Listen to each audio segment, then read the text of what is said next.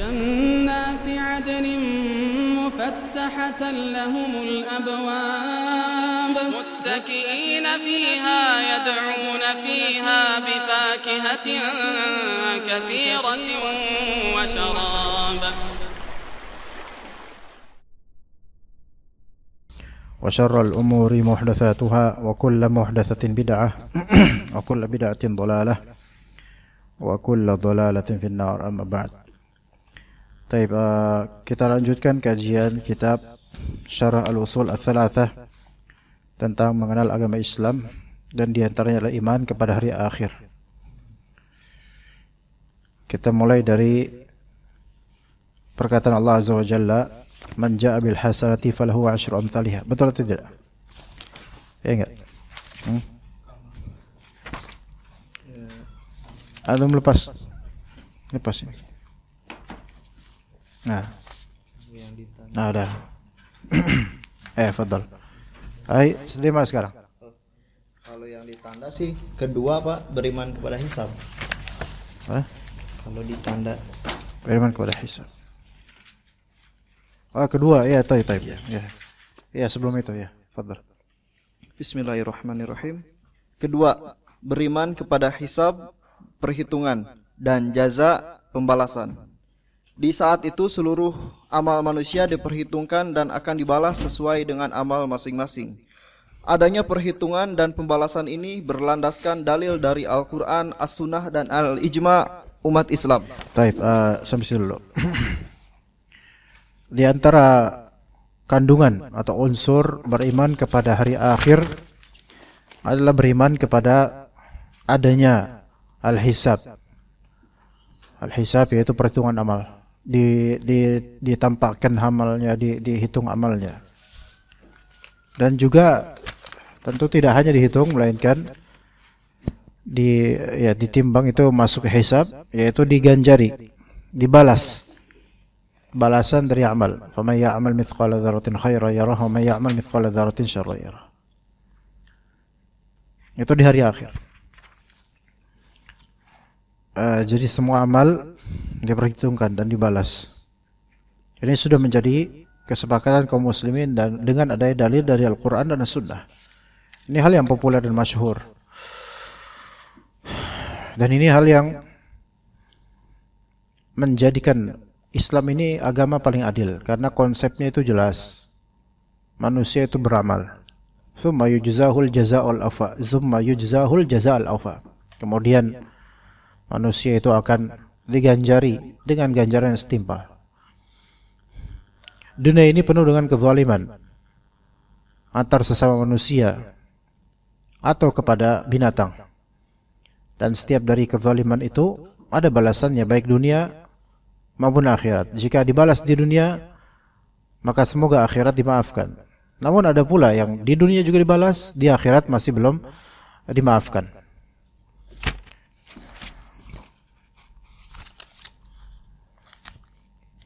Maka tidak boleh ada seorang pun yang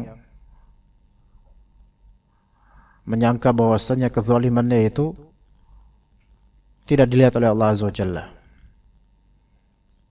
Wala tahsabanna Allaha ghafilan amma ya'malu adh-dhalimun, innama yu'akhiruhum liyawmin tashkhasu fihi al-absar.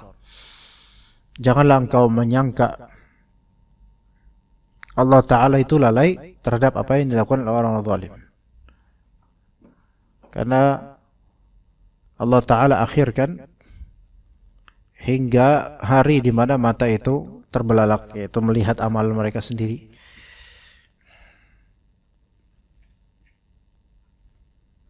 Maka kalau kita menzalimi orang, baik diketahui atau tidak oleh orang yang kita zalimi, maka harus melihat bahwasanya di hari esok, yaitu akhirat, semua akan kelihatan dan akan dibalas. Kata Allah Azza wa Jalla, ya ayyuhalladzina amanu taqullaha wal tanzur nafsum ma qaddamat lighad wattaqullah. Wahai orang beriman, bertakwalah kalian kepada Allah dan hendaklah jiwa itu melihat apa yang dia lakukan untuk keesokan harinya, yaitu untuk hari kiamat, untuk hari akhir. Bertakwalah kalian kepada Allah dan Allah Maha tahu atas apa yang kalian lakukan. Ada sebagian orang yang sudah memiliki tabiat menzalimi sejak dari belia usianya. Mencuri, tawuran, jambret dan semisalnya, menzalimi orang. Dan belum bertaubat sampai usia tua. Nanti bagaimana akhiratnya?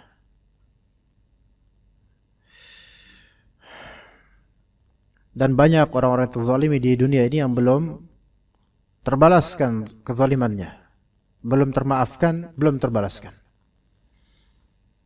Yang terzalimi mati duluan, atau yang menzalimi mati duluan. Sebagian pembunuhan tidak diketahui siapa pelakunya. Sebagian pencurian tidak ketahuan juga siapa pelakunya. Lalu apakah Allah diam saja? Tidak. Ya. Wa anna sa'yahu sawfa yura. Bahwasanya kelakuannya itu akan diperlihatkan di hari akhir.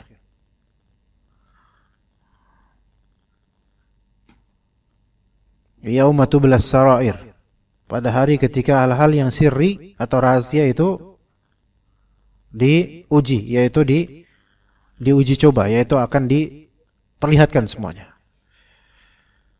Wa may ya'mal mithqala dzarratin syarran yarah. Siapa yang melakukan suatu keburukan, dia akan melihat nanti keburukannya. Berat cuma, ya ikhwan, berat. Ana dan antum, kita kalau mikir-mikir berat ya.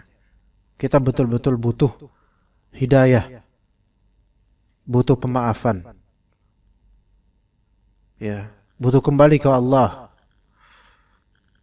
Apa yang sudah kita lakukan dari kezaliman terhadap insan atau terhadap hewan bahkan, yang kita mungkin sesali, tapi bagaimana udah berlalu, dan bagaimana menebusnya gitu loh.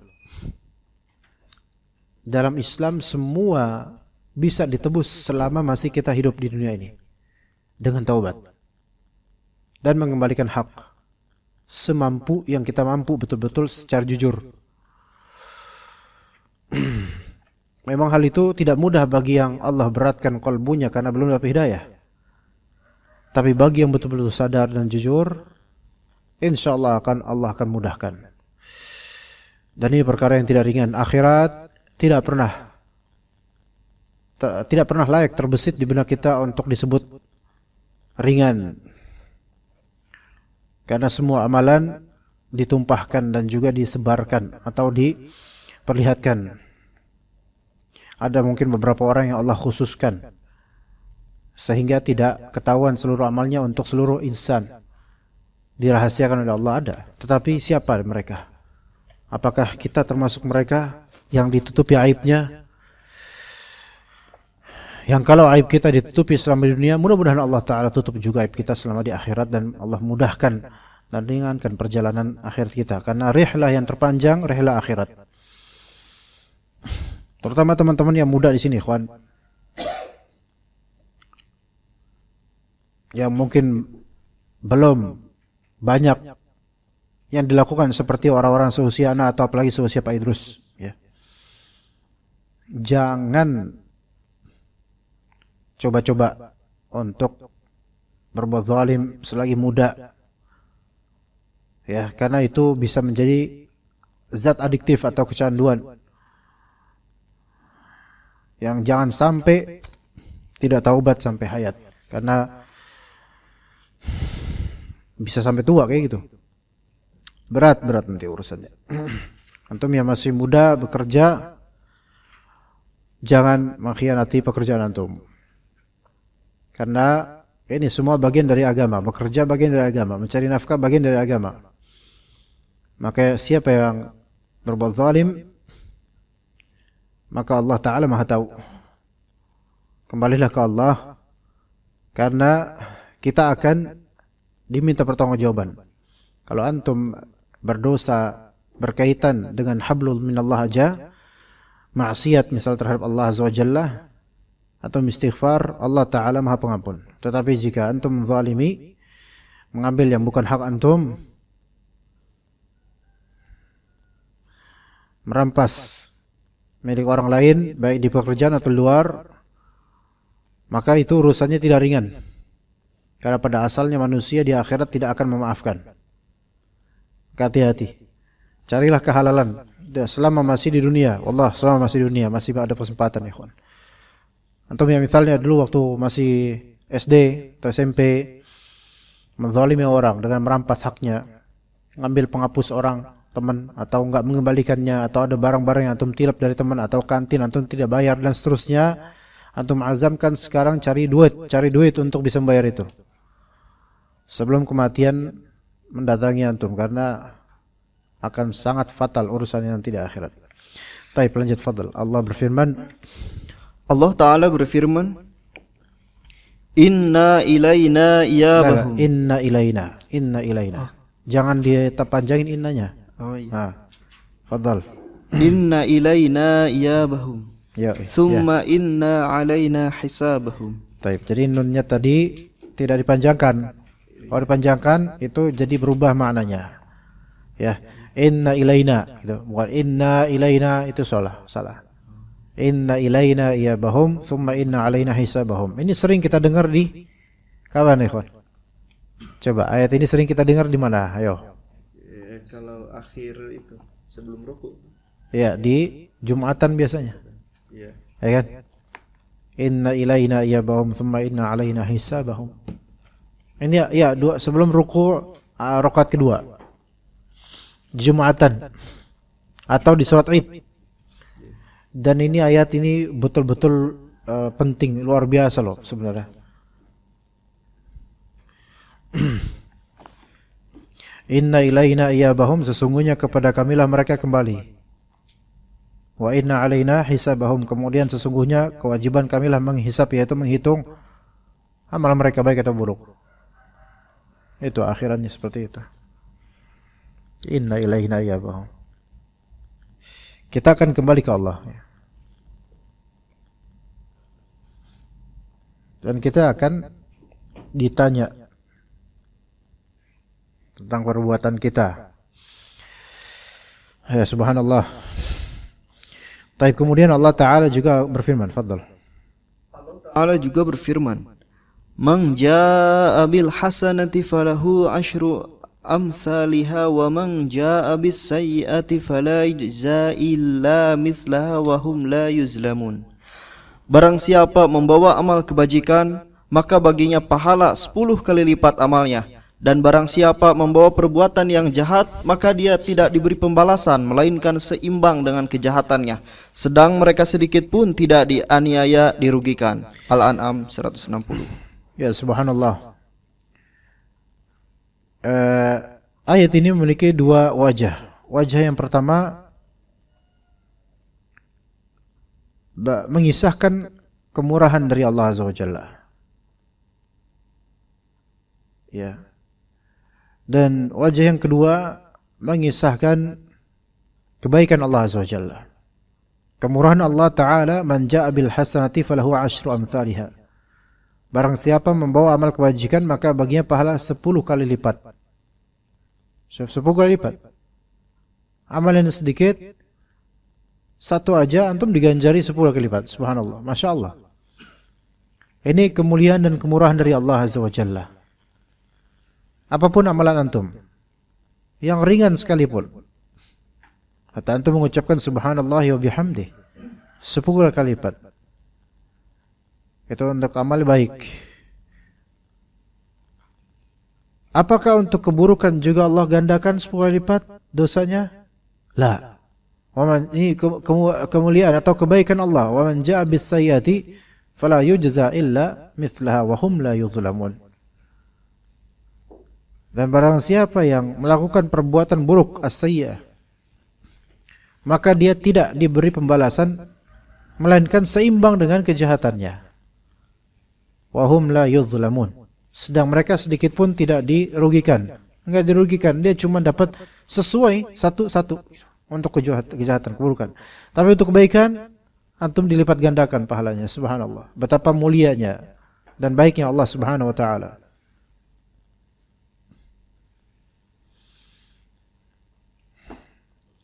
Maka Islam ini memberikan motivasi untuk beramal. Sehingga semangat seorang muslim untuk melakukan amal saleh karena dia tahu bahwasanya satu amalan itu 10 ganjaran. Dan menutup pintu keputusasaan bahwasanya seorang seketika dia melakukan dosa besar seberat apapun, sebanyak apapun, maka dia hanya diganjari sesuai dengan dosanya dia. Persis. Tidak dilipat gandakan. Kecuali jika dia mengajarkan atau memberikan inspirasi kepada orang lain, maka ini beda cerita. Ya, ini bisa menjadi dosa jariah. Maka kalau antum pernah mengajari orang suatu keburukan yang sekarang antum sudah taubat, tapi orang yang antum ajari masih boleh jadi. Hati-hati. Harus minta penghalalan dengan cara nasihati orang yang pernah antum ajari untuk berhenti. Dan antum berlepas diri dari kejahatan tersebut atau amalan tersebut ya, berhenti. Berlepas diri.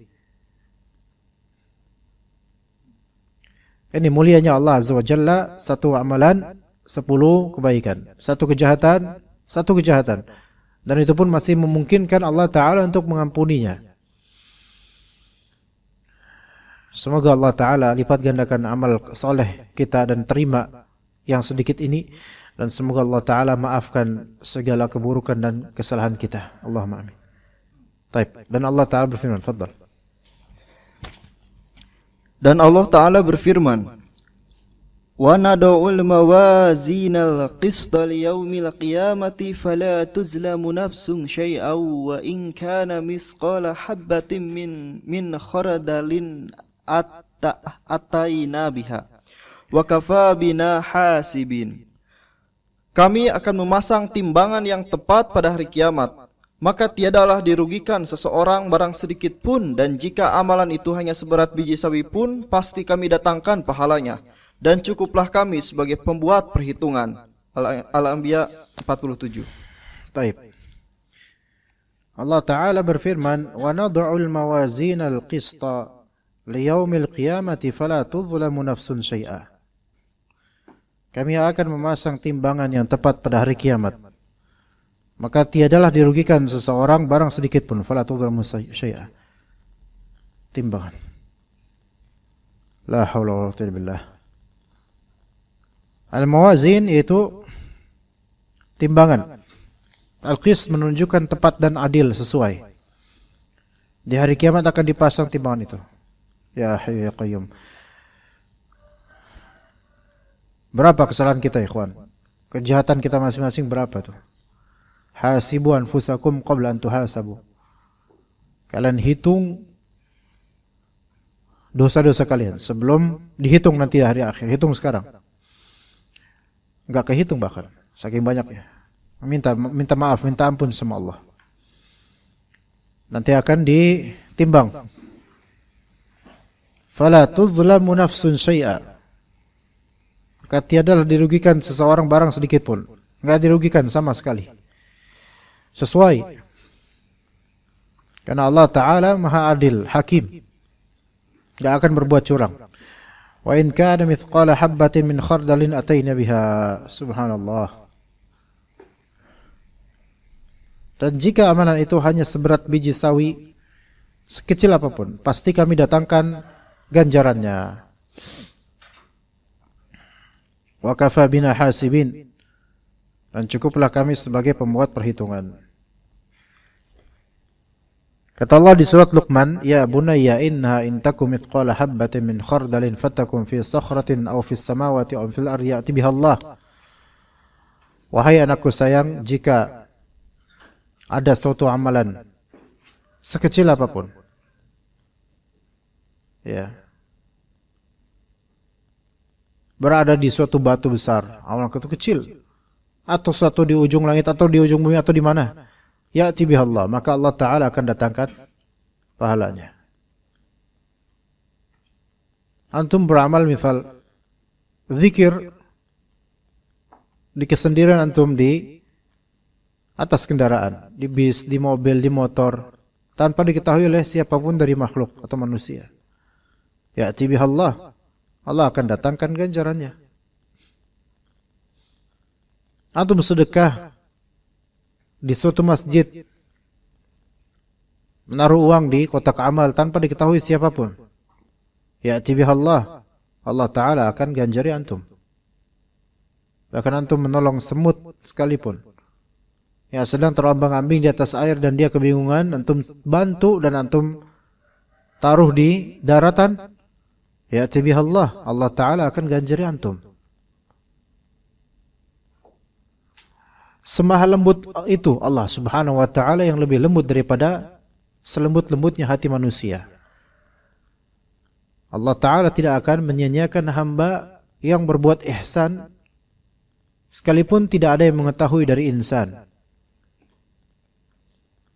Tidak akan disia-siakan oleh Allah Azza wa Jalla. Allah tidak akan menyia-nyiakan kebaikan yang telah dilakukan oleh orang yang telah berbuat ihsan walaupun kalbunya disakiti oleh objek atau orang yang telah diperbuat baik padanya. Ada masanya mungkin antum melakukan amal saleh atau berbuat baik kepada seseorang yang pada ujungnya antum dikecewakan dengan lisannya dan seterusnya. Ya mungkin itu anak sendiri, mungkin itu istri sendiri, mungkin itu tetangga sendiri, mungkin itu orang tua sendiri atau siapapun. Tetapi ketika amalan antum hak, benar, maka Allah Ta'ala ya'ti bihallah, Allah Subhanahu wa Ta'ala akan mendatangkan pahalanya. Maka wa in kana mithqala habatin min khardalin ataina biha wa kafa bina hasibin, dan cukuplah kami sebagai pembuat perhitungan. Syuf di sini Allah Ta'ala, syukran, jazakallah. Allah Ta'ala di antara namanya Al-Hasib, yaitu yang membuat perhitungan, yang menghitung amalan-amalan, menghitung amalan-amalan. Jazakallah khair. Bismillah.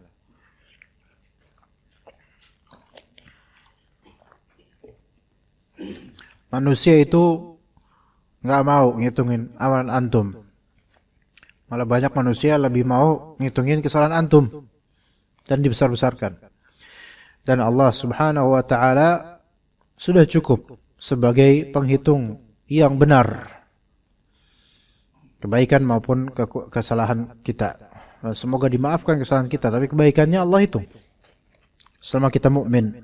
Wa kafa bina hasibin. Kalimat wa kafa bina hasibin, dan cukuplah kami sebagai pembuat perhitungan, yaitu cukuplah Allah Ta'ala sebagai yang menghitung, orang yang menghitung. Wa kafa billahi hasiba. Kalimat-kalimat seperti ini akan menjadi obat yang ampuh untuk rasa sakit di hati bagi orang yang sudah banyak berbuat baik namun disakiti. Paham gak maksudnya? Kalau antum sudah berbuat baik banyak, antum disakiti kemudian oleh orang yang telah antum berbuat baik padanya. Manusia itu memerlukan feedback positif. Manusia itu ketika berbuat baik senang dengan adanya perubahan positif pada orang yang dia. Tapi ternyata orang yang dijadikan sasaran perbuatan baik malah justru melawan atau justru memberikan kalimat-kalimat yang menyakitkan. Maka di sini mungkin ayat ini insyaallah menjadi doa obat buat dia. Wa kafa bina hasibin. Cukuplah Allah Ta'ala sebagai penghitung yang terbaik. Ya. Baik, lanjut. Diriwayatkan, fadhal. Diriwayatkan dari Ibnu Umar radhiyallahu anhu, sesungguhnya Nabi sallallahu alaihi wasallam bersabda. Langsung maknanya aja. Sesungguhnya Allah mendekat dari orang mukmin lalu meletakkan di atasnya perlindungannya dan menutupinya. Lalu Allah berfirman, "Adakah kamu tahu dosa ini? Adakah kamu tahu dosa yang itu?" Maka ia menjawab, "Benar wahai Tuhanku." Setelah ia mengetahui semua dosa-dosanya dan ia menyangka telah celaka, Allah berfirman, "Telah aku tutupi bagimu di dunia dan aku akan ampuni bagimu pada hari ini." Lalu diberikan buku catatan kebaikannya. Adapun orang-orang kafir dan munafik, mereka dipanggil di depan para makhluk. Mereka inilah yang telah mendustakan Tuhan mereka. Ketahuilah laknat Allah atas orang-orang yang zalim. Muttafaq alaih. Ahsant. Nabi SAW bersabda, Inna Allah yudni minal mu'min fayadha'u alaihi kanafahu wa yasturu. Sesungguhnya Allah Ta'ala mendekat dari orang mukmin, lalu meletakkan di atasnya perlindungannya dan menutupinya. Lalu Allah Ta'ala berfirman. Di sini Allah Ta'ala mendekat padanya. Dan ada perlindungan dari Allah. Ditutupi oleh Allah orang mukmin ini ditutupi oleh Allah Azza wa Jalla. Subhanallah. Maka kata Allah Ta'ala, Ata'rifu dhanba kadha, Ata'rifu dhanba kadha, kata Allah. Kamu tahu dosa ini? Kamu tahu dosa yang itu? Jadi digambarkan pada dosa-dosa yang telah dia lakukan.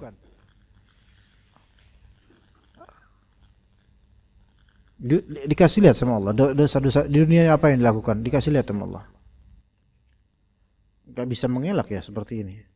Maka ia menjawab, Na'am ya Rabb, iya ya Tuhanku, iya itu dosa saya. Ya.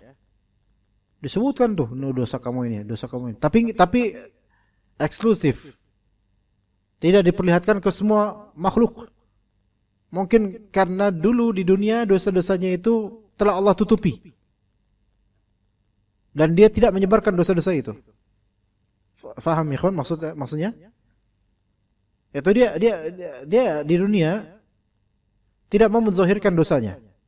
Mungkin karena malu sama Allah gitu. Maka di akhirat tampaklah dosanya. Allah Maha tahu. Maka hatta idza qarrarahu bidzunubihi wa ra'a annahu qad halak qala. Setelah ia mengakui semua dosa-dosanya dan dia memandang atau menyangka bakal celaka ini celaka udah terlalu banyak. Maka Allah Ta'ala berfirman, Qad satartuha alaika fid dunya wa ana aghfiruha lakal yaum. Telah aku tutupi bagimu di dunia dan aku akan ampuni bagimu pada hari ini. Subhanallah. Fayu'ta kitabah hasanatihi. Lalu diberikan buku catatan kebaikannya. Artinya ini orang memang punya kebaikan gitu loh. Tapi dia punya dosa juga. Di dunia Allah Ta'ala tidak bongkar dosa itu. Karena Allah sayang sama dia karena kebaikannya. Mungkin seperti itu. Dan di akhirat juga Allah tutupi. Jangan sampai yang lain melihat dosa-dosanya. Karena mungkin orang ini masih ada kebaikan. Dan Allah merahmati orang ini. Namun Allah Subhanahu wa Ta'ala mengingatkan orang ini, kamu dulu dosa ini kan? Kamu dulu dosa ini kan? Ya Rabb, benar ya Rabb. Sampai orang ini seperti tidak punya harapan lagi karena saking dia malu melihat dosa-dosa sendiri. Maka bukannya dijebloskan ke neraka, malah Allah Subhanahu wa Ta'ala dengan rahmatnya memaafkan dan menutupi dosa-dosa. Subhanallah. La haula wala quwwata illa billah. Wallahul musta'an. Ya, dia diampuni kemudian. Subhanallah. Lalu diberikan buku catatan kebaikannya. Fayu'ta kitabah hasanatih. Ini menunjukkan bahwasanya ini orang memang punya dosa. Mungkin banyak, tetapi dia juga punya kebaikan yang dengan kebaikan itu mungkin Allah masih sayang sama dia. Maka ikhwan antum misal merasa betul banyak dosanya. Berbuat baiklah tetap ikhwan. Boleh jadi antum berdosa karena masih muda. Tapi ya jangan juga kemudian masih muda, mumpung masih muda. Lah banyak orang masih muda berdosa terus dia kebiasaan sampai tua.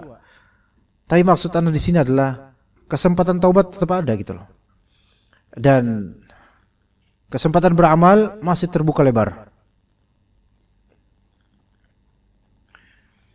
Wa ammal kuffar wal munafiqun fayunada bihim ala ru'usil khalaiqi haula'i alladhina kadzdzabu ala rabbihim ala la'natullahi 'alal zalimin.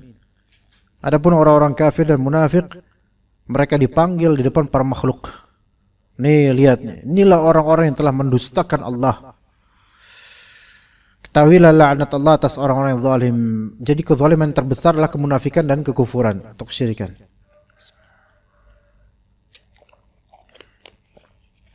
Baik, fadhal. Nabi Shallallahu Alaihi Wasallam juga bersabda dalam hadis sahih, Man hamma bihasanatin fa'amilaha katabahallahu indahu asyru hasanatin ila sab'imi'atin dif'in ila Di'fin. sab'imi'ati di'fin. Kalau antum masih belum bisa, salat istikharah dulu coba. ila ad'a fi katsirah wa anna man hamma bisayyi'atin bisayyi'atin fa'amilaha katabahallahu sayyi'atan wahidah. Barang siapa ingin berbuat satu kebaikan lalu ia mengerjakannya, maka Allah mencatatkannya 10 kebajikan hingga 700 kali lipat hingga berlipat ganda. Dan sesungguhnya barang siapa berkehendak mengerjakan kejahatan lalu ia mengerjakannya, maka Allah hanya mencatatnya sebagai satu kejahatan. Ya. Ini di antara rahmat Allah Azza wa Jalla dan kemurahan darinya. Lihat di sini kata Nabi sallallahu alaihi wasallam, "Man hamma bihasanatin fa'amilaha." Ham yaitu menginginkan sesuatu di masa depan, itu ham. Ham itu bisa suatu kebaikan atau bisa juga suatu kegalauan akan keinginan di masa depan, itu ham. Jadi ham itu keinginan di masa depan atau hal yang menyempitkan dadanya akan pikiran masa depan, itu ham. Ya. Ham itu bisa artinya keinginan baik untuk kedepannya, bisa juga kegalauan. Karena galau itu kan berkaitan dengan masa depan. Saya gelisah. Ya, gelisah karena masa depan. Gelisah karena masalah masa depan. Tapi ini man hamma bihasanatin, yaitu maksud yang pertama yaitu menginginkan suatu amal baik. Ya, nanti pengen ini gitu kan. Di hati itu. Ham itu di hati. Belum terucap. Fa'amilaha. Kemudian dia melakukan apa yang dia inginkan itu. Dia kerjakan itu. Apa ganjarannya? Kataballahu indahu asyra hasanatin ila 700 dhi'fin ila adha'afin katsirah. Maka Allah mencatatnya 10 kebajikan hingga 700 kali lipat. Jadi minimal pahala satu amal adalah 10 kali lipat, itu minimal. Dan bisa Allah Subhanahu wa taala lipat gandakan sampai 700, bahkan ila adha'afin katsirah. Sampai berlipat ganda yang lebih banyak, terserah Allah Azza wa Jalla. Bisa aja lebih dari 700, terserah Allah. Ini kalau dia punya niatan dan dia melakukan itu, apa yang niatkan. Dia lakukan perbuatan tersebut. Kalau dia belum melakukan, baru niatan, dapat pahala enggak? Dapat pahala. Baru niatan, dapat pahala. Misal nanti antum salat maghrib pengen datang lebih awal ke masjid. Ini niatan, dapat enggak pahala? Baru niatan, dapat 1 pahala, ikhwan. Kemudian ketika niatan tersebut benar antum lakukan, maka standar minimal pahala 10. Dan makin ikhlasnya antum, makin baiknya antum, dilipat gandakan, bisa aja sampai 700, terserah Allah atau lebih. Nah, kalau misalnya wa anna man hamma bi sayyi'atin fa'amilaha katabahallahu sayyi'atan wahidah. Siapa yang berkehendak mengerjakan suatu kejahatan, keburukan, lalu dia kerjakan itu keburukan, maka berapa dosanya? 1 aja. Ya, betapa baiknya Allah Azza wa Jalla. Tapi jangan dengan baiknya Allah Azza wa Jalla ini kemudian kita meremehkan. Enggak gitu juga. Justru meremehkan itu dosa besar tersendiri itu, ya. Hati-hati. Oke. Kalau seseorang meniatkan keburukan, dia belum mengerjakan, maka belum tercatat dosa. Belum tercatat dosa. Selama, ya.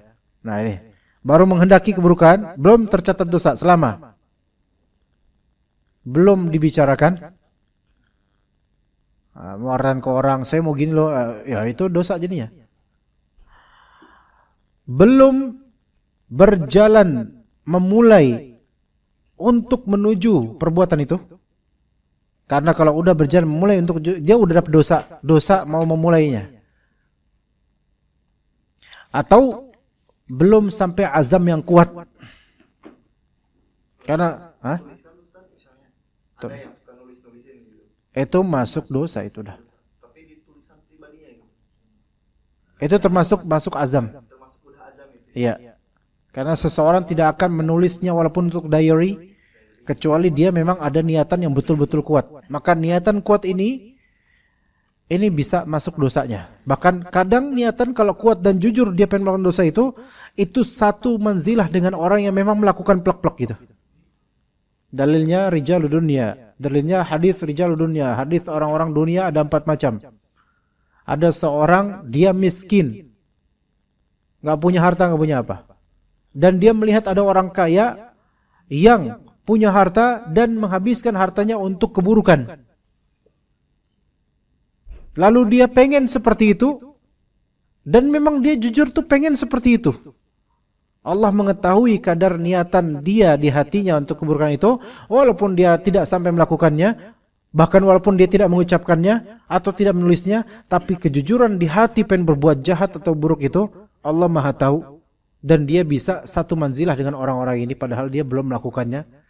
Tapi Allah Maha tahu, seandainya Allah kasih kesempatan dia kaya, pasti dia berbuat itu.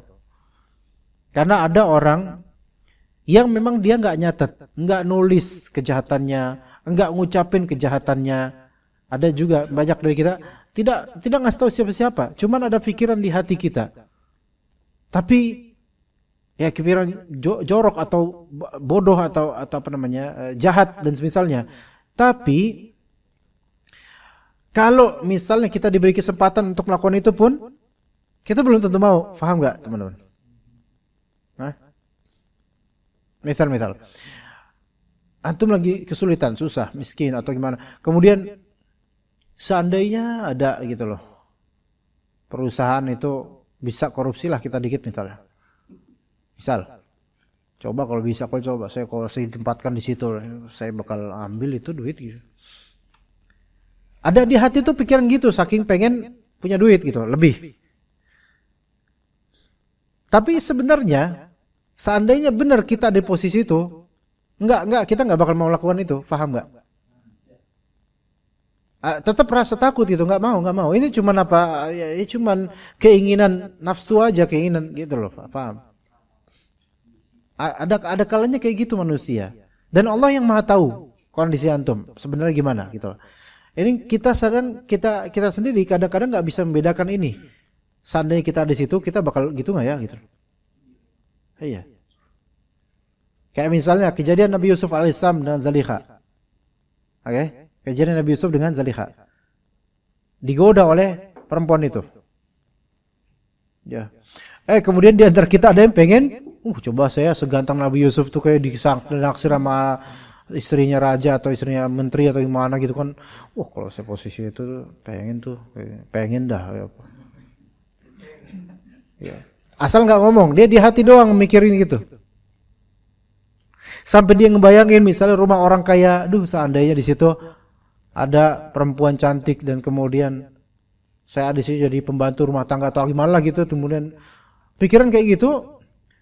Tapi di hatinya juga seandainya benar itu terjadi, dia jadi pembantu rumah tangga, nggak bakal berani juga dia lakukan itu, paham nggak? Karena dia masih takut sama Allah gitu loh. Nggak bakal juga, itu cuman ya namanya orang berkhayal buruk gitu kan. Ya. Antum merasakan sensasi anak-anak geng motor misalnya atau yang ngetrek gitu kan, keren tuh, misal bagian tuh keren tuh. Pengen dah kayak itu. Dalam hati gitu. Belum diucapin.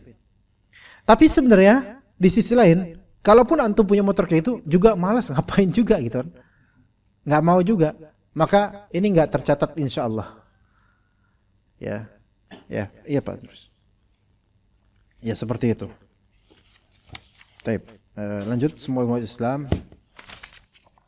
Semua umat Islam sepakat adanya hisab dan pembalasan.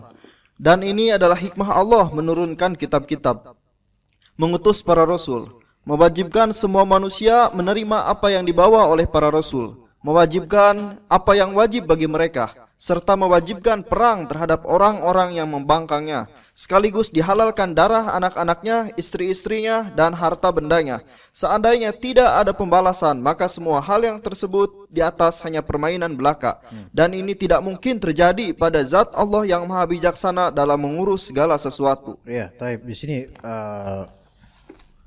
kenapa ada Al-Quran, ada Rasul, ada Sunnah? Ya, coba kalau nggak ada akhirat, ya, nggak ada pembalasan.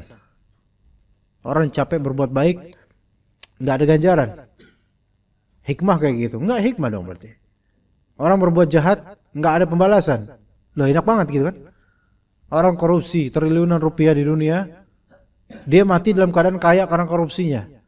Dia beli apa aja bisa. Lah, terus di akhirat nggak ada pembalasan, bahkan nggak ada akhirat misalnya. Na'udzubillah min dzalik, dari kalimat itu, maka ini nggak adil dong berarti, nggak fair. Ya, semuanya itu ada pembalasannya, dan jika itu semua tidak ada pembalasan berarti ini permainan dong, berarti permainan belaka, abath, sia-sia dong. Orang bermasalah sia-sia, ya, kasihan gitu kan. Baik, kemudian firman Allah Azza wa Jalla, dan ini terakhir insyaallah.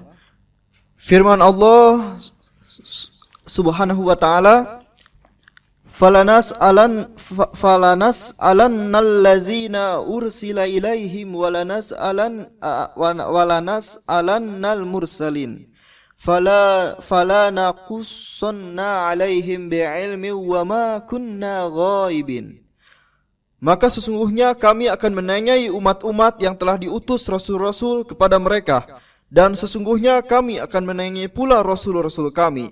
Maka sesungguhnya akan kami kabarkan kepada mereka apa-apa yang telah mereka perbuat, sedang kami mengetahui keadaan mereka, dan sekali-kali kami tidak jauh dari mereka. Al-A'raf 67. Gini, sini Allah Ta'ala menanyai dua pihak. Kami akan menanyai umat-umat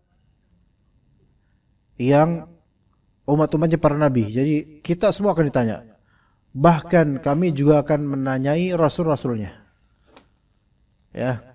Jadi bukan hanya kita yang ditanya, Rasul aja ditanya. Apa yang telah engkau dakwahkan? Apakah engkau mendakwakan begini begitu? Itu ditanya di akhir surat Al-Maidah itu ada. Ya, Nabi Isa juga akan ditanya. Apakah engkau yang mengatakan kepada mereka, ittakhidhu min dunillah, ittakhidhuni wa ummiya ilahan min dunillah? Apakah engkau, wahai Isa, yang menyeru kepada mereka agar mereka menjadikan engkau dan ibumu sebagai Tuhan selain Allah? Itu ditanya sama Allah itu. Nabi Isa ditanya. Nabi Isa sampai kaget, subhanak, maha suci engkau ya Allah. Enggak mungkin saya berkata begitu. Allah maha tahu. Cuma tetap Allah tanya. Ya subhanallah. Rasul aja, ulul azmi yang paling dekat sama Allah aja ditanya sama Allah akan perbuatannya di dunia ini, apa yang didakwakan. Lah apalagi kita. Aduh, gimana ya? Kita kadang kalau ingat ini tuh jadi kayak harapan kita tuh apa gitu loh. Karena terlalu banyak hal yang kita sendiri mempertanyakan, kok kita melakukan perbuatan itu gitu. Semoga Allah Ta'ala memaafkan ana dan juga antum, dan semoga Allah Ta'ala menyelamatkan ana dan juga antum. Fala naqussanna 'alaihim bi'ilm wa ma kunna ghaibin. Maka sesungguhnya akan kami kabarkan kepada mereka apa-apa yang telah mereka perbuat, sedang kami mengetahui keadaan mereka, dan sekali-kali kami tidak gaib bagi mereka, maksudnya tidak jauh dari mereka. Yani kami hadir, kami tahu, kami melihat mereka. Begitu teman-teman sekalian. Dan antum adalah pemuda-pemuda yang sebenarnya Allah Ta'ala berikan kasih sayang dan rahmat. Antum itu pemuda, ada akhwat di situ? Nggak ada. Antum insyaallah pemuda-pemuda yang Allah Ta'ala berikan keberkahan dalam rezeki antum, dan berikan antum kemudahan untuk bakti sama orang tua antum, sama ibu antum, bapak antum. Semoga dengan baktinya antum ke orang tua antum, Allah maafkan kita juga, Anda juga. Ya, kita maafkan, Allah Ta'ala maafkan kita. Semoga Allah Subhanahu wa Ta'ala memperpanjang umur kita di atas ketaatan, karena supaya masih ada waktu untuk bertaubat kepada Allah Azza wa Jalla. Barakallahu fikum. Terima kasih atas kehadiran antum semua. Wa sallallahu ala nabiyyina Muhammad wa ala alihi wa sahbihi ajma'in. Ada soal enggak? Ada. Tafadhal. Bismillahirrahmanirrahim. Tentang kias fikih adab. Apakah sama seperti mengajarkan kata kotor kepada anak kecil bila mana perempuan berhijab, yang memposting perempuan tidak berhijab, yang mana juga apakah dapat dikatakan menyebarkan aib saudarinya dalam pengertian yang bisa dijelaskan? Ada malah nggak ngerti bahasa antum ini agak gimana ya? Oh, yang pertama Ustaz, ini perempuan yang berhijab yang posting perempuan tidak berhijab itu dapat dikatakan menyebarkan aib saudarinya, dan juga itu sama seperti mengajarkan kata kotor kepada anak kecil.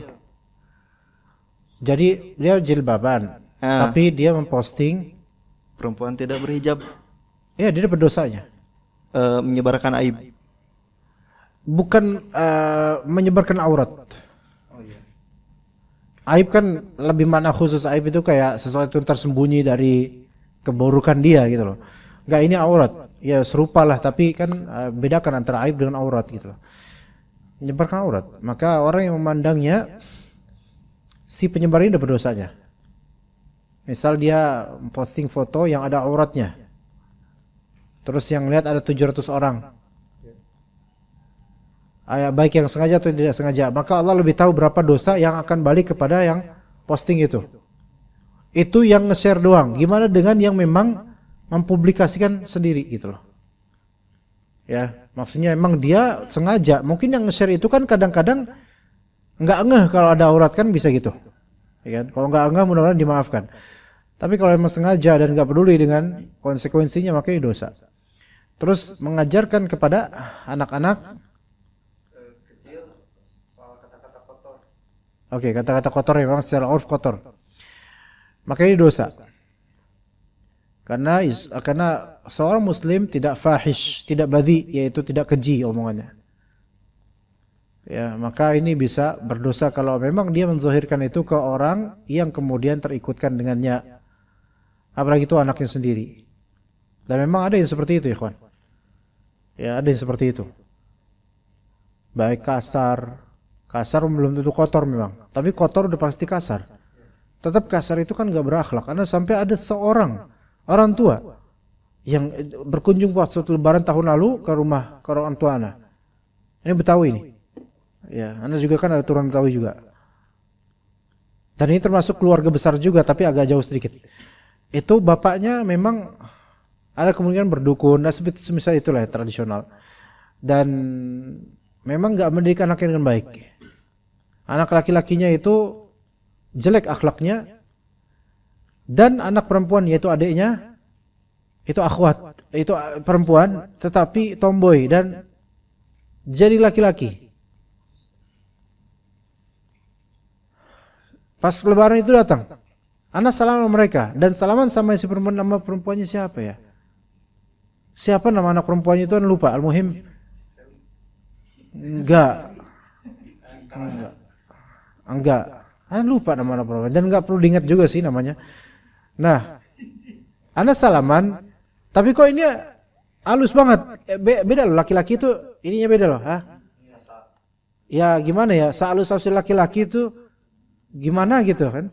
Tapi kok anak gini, dia rambutnya cepak, diwarnain gitu.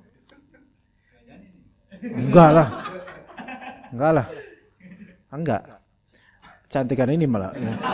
Kemudian dia duduk.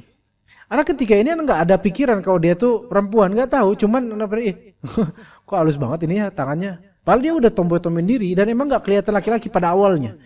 Namun kemudian dia dipanggil sama bapaknya dengan nama, lah kok itu namanya? Gitu, nama perempuan, lupa namanya siapa.